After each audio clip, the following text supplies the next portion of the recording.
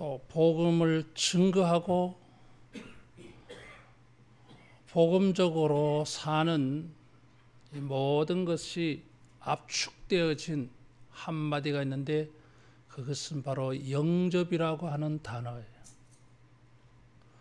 마태복음 10장은 예수님이 제자들을 불러서 천국 복음을 전파하러 보내실 때에 주신 말씀으로 가득 차 있습니다. 그런데 그 말씀을 이렇게 읽어보면 제자들이 해야 할 일들 가면서 복음을 전파해라. 아무것도 가지지 말고 돈이 좀 가지고 가야 안 되겠습니까? 가지고 갈 거 없다. 아무 동네든지 누구 집이든지 들어가서 그 집에 머물기를 요청해라. 너희를 영접하면 그 집이 복을 받을 것이고 너희를 거부하면 소돔과 고모라가 심판받는 것보다 더 무서운 심판이 임할 것이다. 그런 말씀을 주셨어요. 그래서 대접을 요구할 것과 또 대접하지 않는 사람들이 어떻게 될지를 말씀하시고 대접하지 않는 그 말씀에 시작해서 핍박받을 것을 말씀했어요. 사람들이 주님의 종들을 영접하지 아니하는 건 고사하고 더 악하게 핍박을 합니다. 그런 핍박은 심지어 외부 사람들에게 아니라 34절 이하에 보면 가정에서도 집에서도 일어나요. 사람의 원수가 자기 집안 식구라 그랬어요. 그런 일이 일어나기까지 해요. 그러면서 결론으로 우리가 읽었던 이 말씀, 영접할 것을 다시 한 번 더 강조하고 있어요. 다시 말하면 천국 복음과 관련하여 예수님은 핍박과 영접을 가지고 말씀을 했어요. 결론은 영접하라는 거예요. 그래서 영접하는 것은 복음을 믿는 일이고 복음을 받아들이는 일이고 복음에 헌신하고 복음을 섬기는 이 모든 행위가 다 영접이라고 하는 말에 들어가 있어요. 영접을 해서 대접을 하고 섬기고 사람들을 영접을 해서 구제하고 나누고 영접함으로 말미암아 섬기고 대접해서 그 일에 동참하고 결국 하나님의 일을 천국을 만들어가요. 그래서 복음과 관련되어진 많은 행위들이 영접한다고 하는 이 단어 속에 다 포함되어져 있어요. 따라하겠습니다. 영접하자. 영접해야 합니다. 그것은 복음적인 행위이고 복음을 실천하는 것이고 복음의 나라를 만드는 방법이에요. 하나님의 나라를 이루기 위해서 성경이 우리에게 구체적으로 이런 거 하라 하지 말라고 요구하는 게 얼마나 많습니까? 유대인들은 그것이 613가지나 된다고 봤어요. 근데 그런 것들 다 이렇게 종합해서 보면 한 단어로 압축되어질 수 있는데 그것이 바로 영접이라고 하는 단어예요.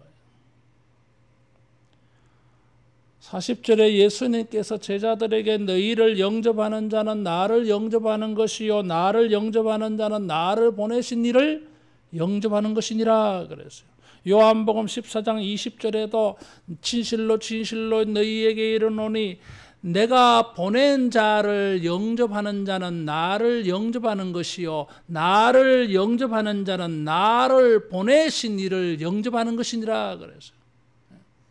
여기 보냈다고 하는 말씀을 사용했어요. 요한복음 14장 20절에 내가 보낸 자를 영접하는 것은 나를 영접하는 것이다. 나를 영접하는 자는 나를 보내신 이를 영접하는 것이다. 여기 보냈다고 하는 말에 중요한 단어. 그 말에서 나온 게 사도라는 단어예요. 사도는 보냄을 받은 사람을 말해요.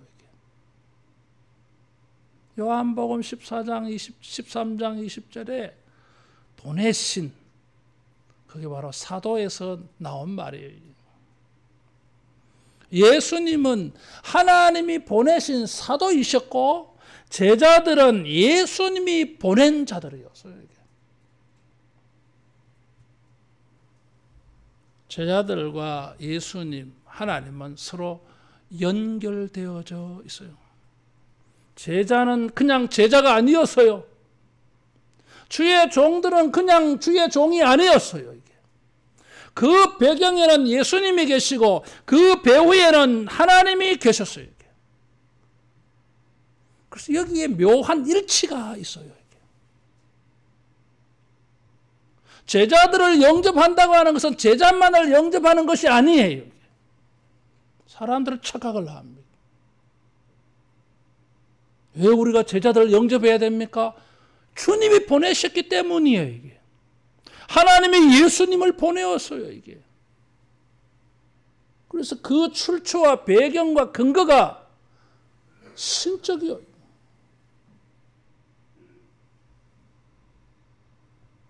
결코 핍박의 대상이 아니에요. 이게. 핍박해서는 안 될 사람들이에요. 이게. 거부하고 거스리고 불순종해서는 결코 안 되는 사람이에요. 주님은 제자들이 영접받아야 마땅하다고 말하고 있어요. 유대인들은 어떤 사람으로부터 정당한 권한을 위임받은 자는 그 사람과 같다. 그렇게 믿었어요.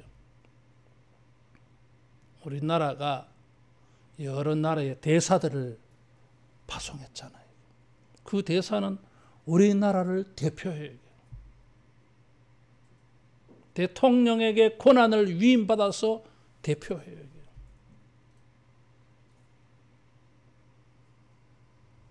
그 사람 혼자가 아니에요. 목사 혼자가 아니에요. 이게. 교회의 대표자예요. 이게.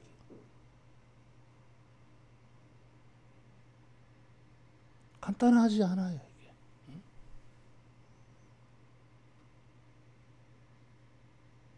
우리가 생각을 바꿔야 돼요.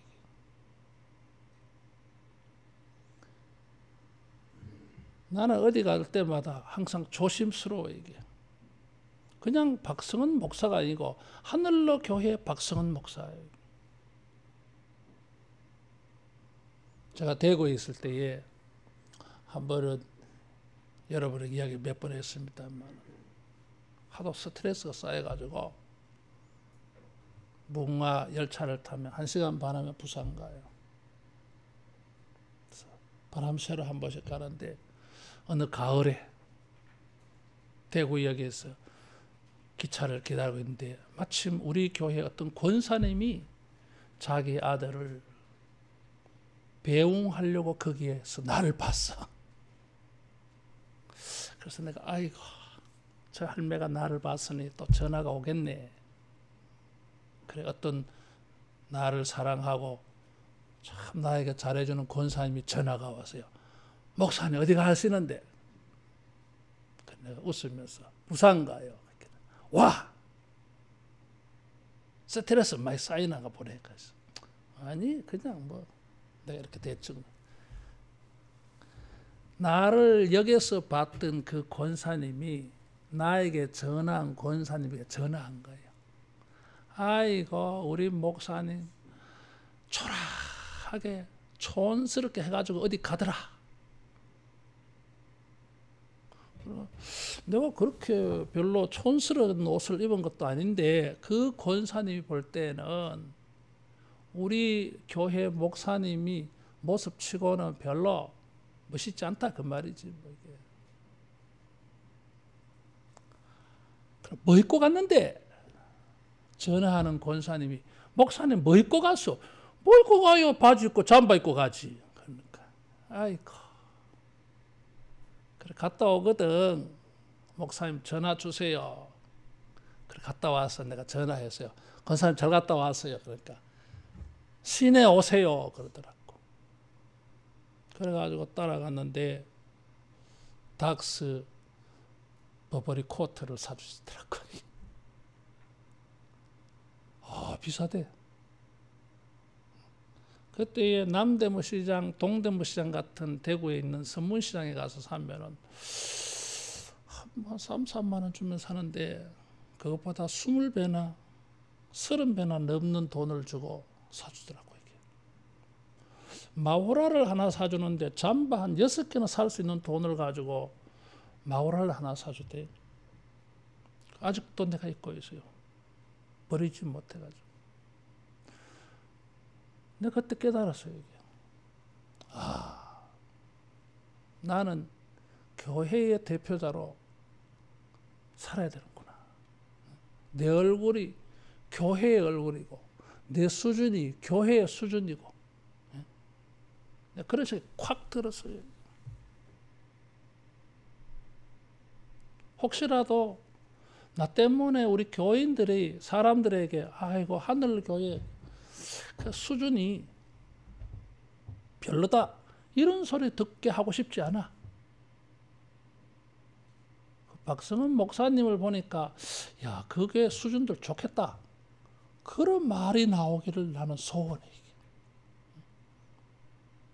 그래서 뭘 하든지 저 다른 사람들에게 다른 교인들에게 뭐 그런 사람들에게는 모양새에 빠지게 보이고 싶지 않아. 왜? 내가 교회 대표야. 이게. 자연인이 아니야 여러분. 제자들은 어부 출신이고 세금 거두는 일로 말미암아 민족 사회에 치탄받는 사람들이야. 그런데도 예수님은 너희를 영접하는 자는 나를 영접하는 것이고 나를 영접하는 자는 하나님을 영접하는 것이다. 너희들 자부심 가져. 그렇게 말씀했어요.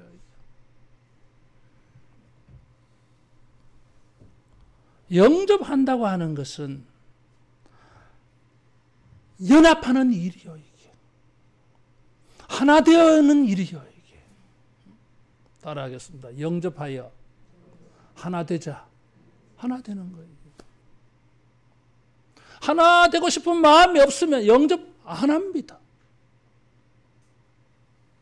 거부하고 거스리고 핍박하고 대적합니다.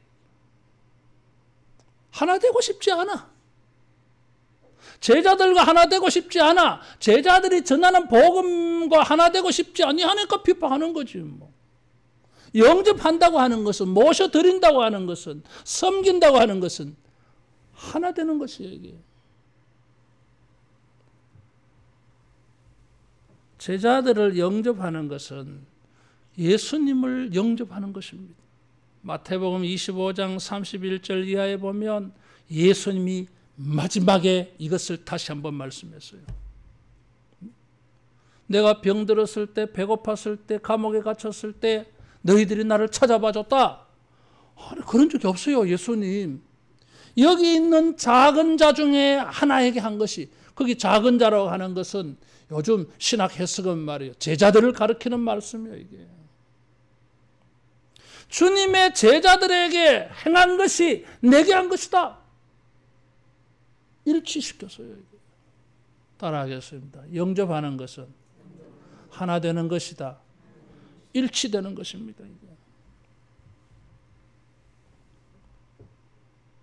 우리 성경 한번 찾아보겠습니다. 데살로니가 전서 4장 8절.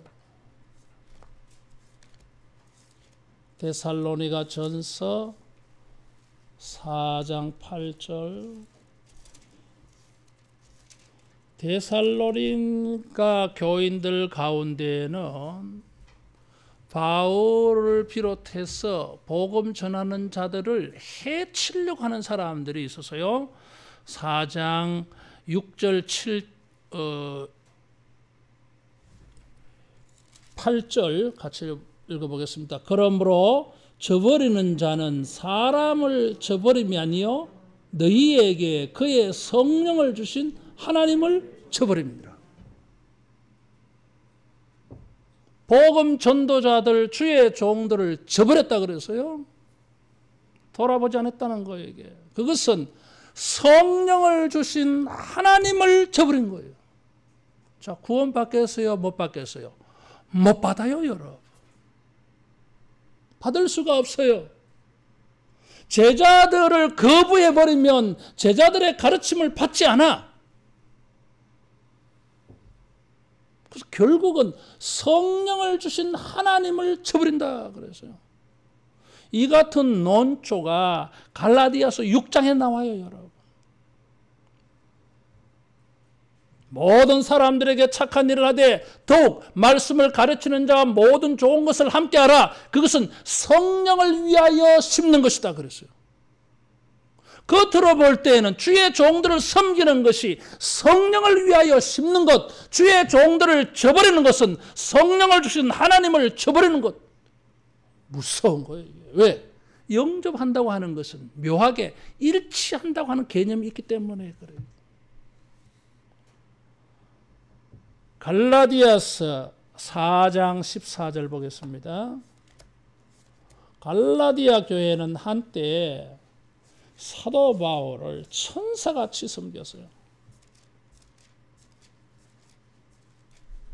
같이 봉독하겠습니다. 너희를 시험하는 것이 내 육체에 있으되 이것을 너희가 업신여기지도 아니하며 버리지도 아니하고 오직 나를 하나님의 천사와 같이 또는 그리스도 예수와 같이 영접하였도다. 시험하는 것이 육체에 있다고 하는 것은 사도 바울에게 갈라디아 교인들이 바라볼 때에 시험에 빠질 만한 게 있었어요. 그래서 바울 신학자들은 바울이 시력이 좋지 않았다. 어떤 사람은 바울은 곱사등이다. 키가 작다. 굉장히 못생겼다. 그래서 성경 사파를 그리는 사람들의 그림에 보면 사도 바울은 딱 제가 말씀드린 그런 모습이에요. 작고 아주 못생겼어요. 나는 거기에 비하면 천사입니다. 근데 정말 못생겼어요. 그래서 사람들이 그 외모를 가지고 볼 때는 사도 바울을 무시, 천대할 수 있는 모습이에요. 그런데 갈라디아 교인들 어떻게? 업신여기지 아니하고 버리지 아니하고 나를 하나님의 천사와 같이 그리스도 예수와 같이 영접했다고 그랬어요. 왜? 일치되기 때문에요. 사도 바울은 예수님이 아니고 하나님이 아니지만 그를 보내신 자 예수님, 예수님을 보내신 하나님 생각해서 천사같이 예수님같이 영접했다는 거예요. 여러분, 우리가 사람을 영접하는 것이 아니라 주님을 영접하고 하나님을 영접하는 일이 되는 줄 알고 따라하겠습니다. 영접하고 섬기자. 그것이 복음입니다. 그래야 복음이 들어가요. 두 번째로 마태복음 10장 41절이 말하는 것은 영접하는 것은 따라하겠습니다. 참여다. 참여요. 선지자의 이름으로 선지자를 영접하는 자는 선지자의 상을 받을 것이요 의인의 이름으로 의인을 영접하는 자는 의인의 상을 받을 것이라 그랬어요. 의인이 아닌데 선지자가 아닌데 선지자를 대접하였더니 나는 선지자가 아닌데 선지자의 상을 받아. 나는 의인이 아닌데 의인을 대접하였더니 의인의 상을 받아요. 그래서 41절에 이 영접한다고 하는 말은 선지자인 줄 인정을 하고 의인인 줄 인정하고 의인의 가르침을 받아들이는 걸 말해요. 이게. 그래서 그를 섬겼어요. 이게. 그래서 41절에 영접한다고 하는 말은 단순히 음식물을 섬긴다는 차원을 벗어났어요. 선지자의 이름으로 선지자를 영접한다고 하는 것은 선지자라고 하는 단어가 있잖아요. 아, 저 사람은 선지자라고 하는데 선지자라고 하는 단어에 맞는 사람이야. 저 사람은 의인인데 성경이 말하는 의인이라는 글자에 맞아. 적합한 사람이야. 그래서 섬겼다는 거예요. 이게. 그래서 영접한다고 하는 41절에 여기 영접한다고 하는 것은 인정하는 것이고 가르침을 받아들이는 거예요. 이게. 요한복음 1장 12절에 나를 영접하는 자는 그랬어요. 곧 그 이름을 믿는 자라 그랬어요. 바로 그것이 41절이 말하고 있는 말이에요. 이게. 예수님을 영접한다고 하는 것은 예수님을 하나님의 아들 구원자로 인정하는 것이고 예수님의 가르침을 받아들이는 것을 말해요. 이게. 그래야 구원이 얻습니다. 우리가. 선지자라고 하는 것은 복음 전하는 자들이어서요. 의인이라고 하는 것은 그 말씀대로 사는 자들이어서요. 선지자 의인들을 선지자라고 하는 사람으로 인정했어. 의인으로 인정을 했어. 그래서 영접을 했습니다. 그래서 선지자와 의인들은 자기들의 활동을 계속 잘해갈 수 있었어요. 이게. 그런데 선지자인데 그 시대의 사람들은 많이 핍박하잖아요. 이게. 의인인데도 핍박을 많이 받았잖아요. 이게. 협력해 주지 않았어요. 이게. 그래서 여기 41절에 영접한다고 하는 것은 인정하는 것이고 인정하여서 그들을 섬긴다고 하는 것은 곧 선지자들 의인들의 활동에 참여, 협력, 동력, 후원하는 것을 말해요. 이게. 따라하겠습니다. 협력하고 후원하자. 그것이 영접이에요. 이게. 지지난주에 말씀을 드렸지만 레위인들에게 11조를 바쳤어요. 왜 바칩니까? 레위인들은 기업이 없어서 레위인들에게 11조를 줘가지고 이건 먹고 사는 걱정하지 말고 주의 일에 열심히 하세요. 그런 뜻이었어요. 이게. 그러니까 레위인들에게 11조를 준 것은 그 11조를 주어서 레위인들이 하는 일을 협력, 후원, 참여, 동력한 것입니다. 따라하겠습니다. 영접하는 것은 협력하고 동력하는 것이다. 동력하는 거예요. 자기는 선지자가 아니고 자기는 의인이 아니지만 선지자를 도와서 의인을 도와서 선지자가 하는 일들이 이루어지잖아요. 이게. 자기가 직접 전도하지 아니하였지만 전도하는 사람들을 도와주었어. 그래서 전도 열매가 생겼을 때에 그 열매는 전도한 사람만의 몫이 아니에요. 이게. 거기에 후원하고 협력한 사람들도 다 상이 같다고 말씀했어요. 어떤 교회나 보니까 중직자들은 1년에 2명 전도하지 않으면 벌금을 내자 그랬어요. 하도 전도 안 하니까. 전반기 10만 원, 후반기 10만 원. 그러다 보니까 사람들이 그 10만 원 안 내려고 전도를 열심히 하더래요. 그래서 많이 부흥되어졌어요. 이게. 어떤 사람들은 자기는 시간이 없으니까 아이고 전도하는 사람들 밥이라도 내가 사줘야 되겠다. 그 사람들은 전도하는 일에 협력한 것입니다. 시간으로 협력하지 아니하면 물질로도 협력하는 것이 영접입니다.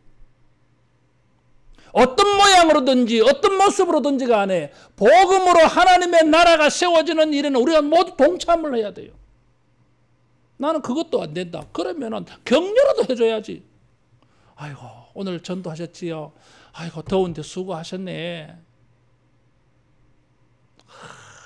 나는 너무 마음이 기분이 좋아요. 우리 교회에 권사님, 집사님, 장로님 같은 분들이 있어서 격려해 주는 거. 그 협력하는 거예요. 이게. 그것도 안 되면은 그분들을 위해서 기도로 협력하고 도와주는 거. 그것도 영접이요, 이게. 그런 것을 아무것도 안 하는 것은 영접하는 게 아니에요, 여러분. 따라하겠습니다. 영접하자. 열왕기상 17장 8절 이하에 보면 3년 6개월 동안 기근이 생기잖아요. 그때 하나님께서 엘리야를 사로밧 과부에게 보내서요. 그 집에서 먹고 자게 했어요, 여러분. 과부는 어렵습니다. 가난해요. 섬길 게 없어요. 그래서 섬길 수 있도록 기적을 베풀어 주셨잖아요. 밀가루 통이 마르지 아니했고 기름병이 마르지 아니했어요, 이게. 사로밧 과부는 3년 6개월 동안 엘리야를 공개 섬김으로 말미암아 엘리야가 선지자 활동을 할 수가 있었어요.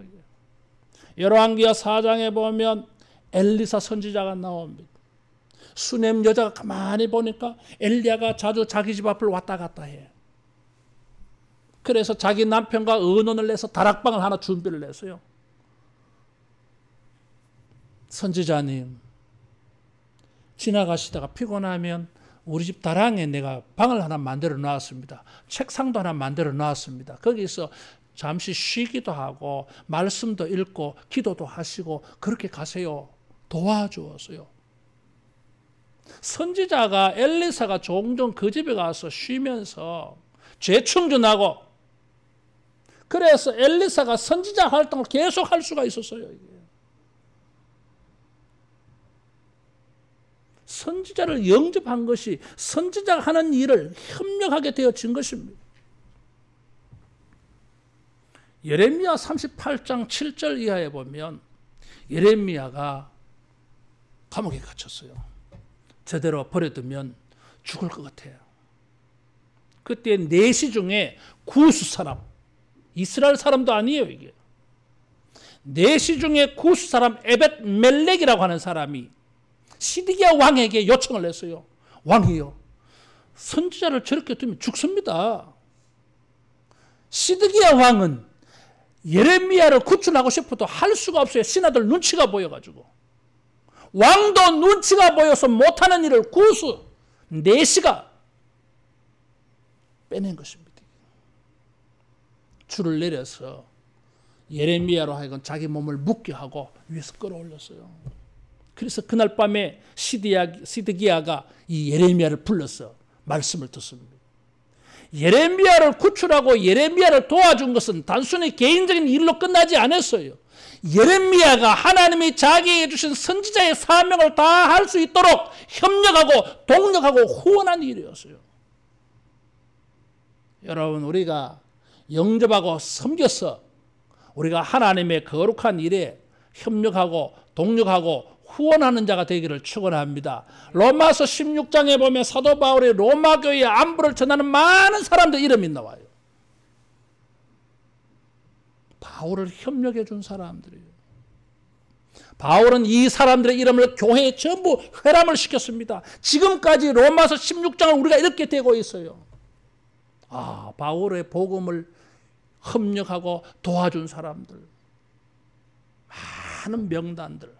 여러분, 천국에도 그 명단이 그대로 기록되어져 있을 줄로 믿습니다.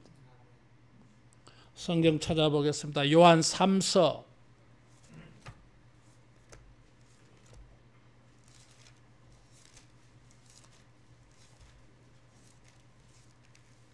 신약 성경 395페이지 요한 3서 8절 같이 봉독합니다. 그러므로 우리가 이 같은 자들을 영접하는 것이 마땅하니 이는 우리로 진리를 위하여 함께 일하는 자가 되게 하려 함이라. 진리를 위하여 함께 일하는, 함께 일한다고 하는 말이 동력이라는 뜻이에요. 이게. 영접이라고 하는 이 행위는 복음적이고 아주 중요한 행위입니다. 이것을 통해서 주님을 영접하게 되어 있고 이것을 통해서 우리는 주님의 거룩한 일에 동참, 동력하게 되어지는 것입니다. 위대한 행위예요. 이게. 진리를 위하여 함께 일하는 이런 동력, 이런 차원에서 우리가 서로 영접하는 자가 되기를 축원합니다. 마지막으로 마태복음 10장 42절에 보니까 누구든지 제자 이름으로 작은 자 중에 하나에게 냉수 한 그릇이라도 주는 자는 내가 진실로 너희에게 이르노니 그 사람이 결단코 상을 잃지 아니하리라 그랬어요. 따라하겠습니다. 영접하는 것은 대접하는 것이다. 대접하는 것입니다. 영접하는 방법에 대해서 마태복음 10장 11절에서 14절에 예수님이 말씀하셨어요. 어떤 성에 들어가거든 합당한 자를 찾아내어 떠나기까지 거기에 머물러라. 들어가면서 평안을 빌라. 영접하지도 아니하고 말도 듣지 아니하거든 집이나 성에서 나가 너희 발에 먼지를 떨어버려라 그랬어요. 그런 영접하는 방법을 구체적으로 말씀하시고 42절에 냉수한 것이라고 말했어요. 더운 날씨에 목마를 때에 냉수한 그릇은 금보다 은보다 귀합니다.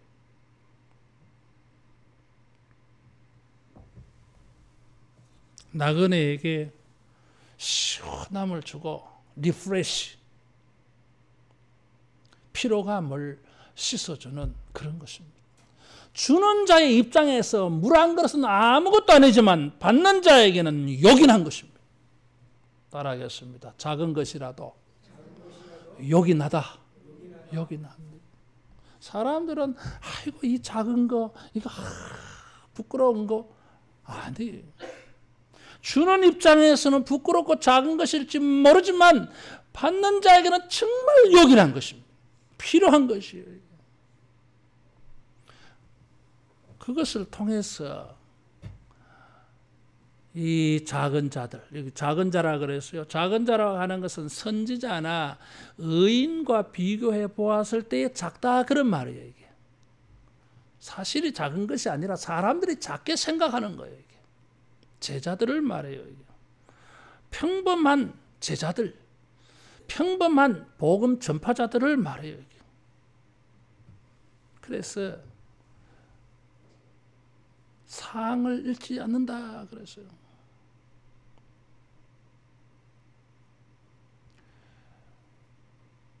여러분 우리가 주님의 모든 종들을 또 복음에 헌신하고 주님을 신실하게 섬기는 사람들을 모두 귀하게 여기기를 바랍니다. 인사도 좀 잘하고 좀 기쁜 마음으로 표정도 고쳐서 이렇게 받아들이고 뭐 담임 목사님이야 뭐 잘해 주겠지. 부목사님, 전도사님들도 좀 대우를 잘해 주시고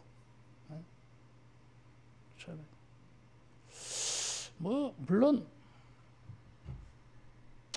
목사님, 담임 목사님을 섬기는 거하고 부교육자를 섬기는 것은 차이를 두겠지. 그렇대, 그죠? 아무래도 대우가 좀 차이가 있잖아. 그래도 너무 차이를 많이 두지 마세요. 따라하겠습니다. 냉수 한 그릇이라도 대접하면 상을 잃지 않는다. 저도 부교육자 시절에 잊혀지지 않는 그런 게 많아요. 이게. 수요일마다 그런 기억되는 사람들을 위해서 기도를 안 할 수가 없어요. 이게. 나는 뭐 매일 기도한다 하는 거는 어려운 말이고 그래서 요일을 정했어 내가. 수요일 날. 왜 하필 수요일입니까? 몰라. 그냥 뭐 수요일 정했어요. 그냥.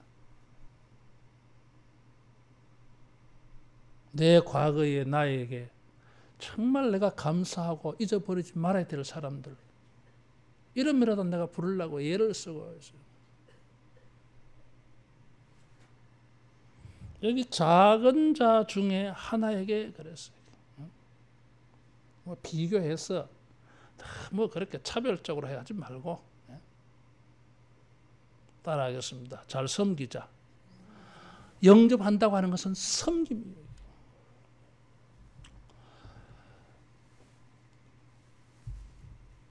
나의 섬김이 내가 보기에는 작아도 받는 사람에게는 정말 요긴하고 감사한 게 많습니다.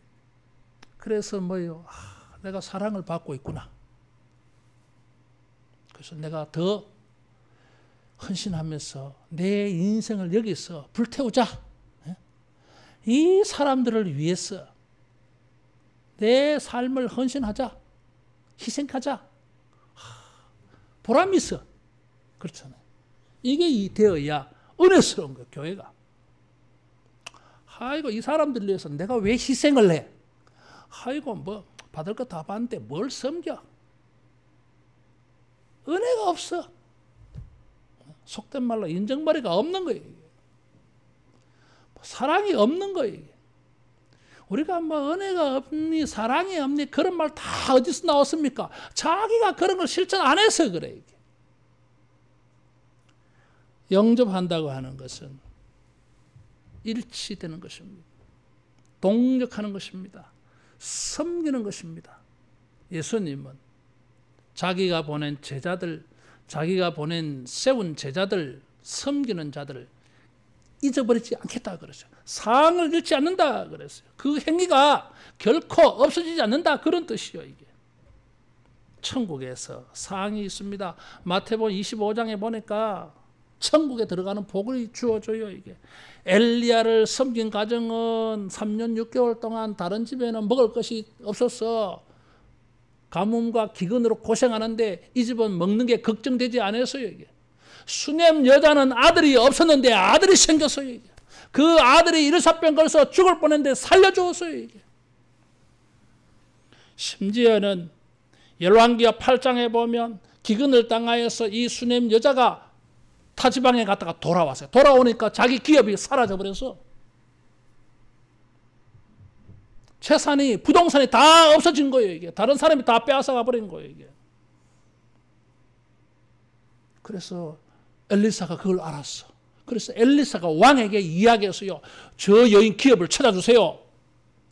잃어버린 부동산 토지 찾아주세요. 그래서 찾아줬어요. 엘리사에게 다락방 하나 제공하고 책상 하나 제공하고 먹을 것 마실 것 제공했는 것이 자식이 없던 집안에 자식이 생기고 죽을 뻔한 자식 살아났고 부활을 했고 잃어버린 기업도 찾고 자기가 섬긴 것에 비하면 하나님의 보상은 너무너무 커서요. 이게 따라하겠습니다. 사랑을 잃지 않는다. 사랑을 잃지 않습니다. 예레미야 39장에 보면 이제 바벨론이 쳐들어옵니다. 그때 하나님께서 예레미야에게 말씀하셨어요. 예레미야야, 너를 감옥에서 구출해준 에벤멜렉에게 전해라. 모든 관리들이 포로로 끌려갈지라도 에벤멜렉 너는 포로로 끌려가지 않을 것이다.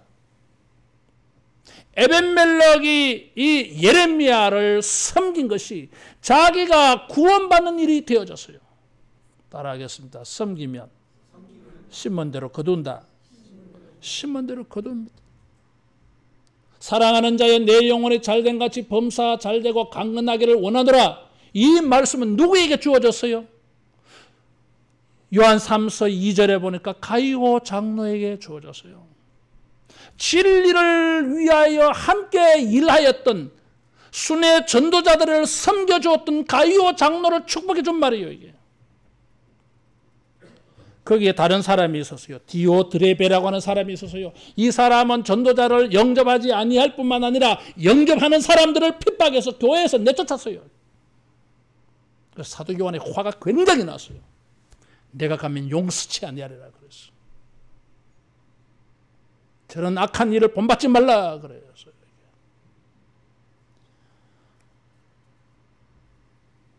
영접한다고 하는 것은 복음입니다.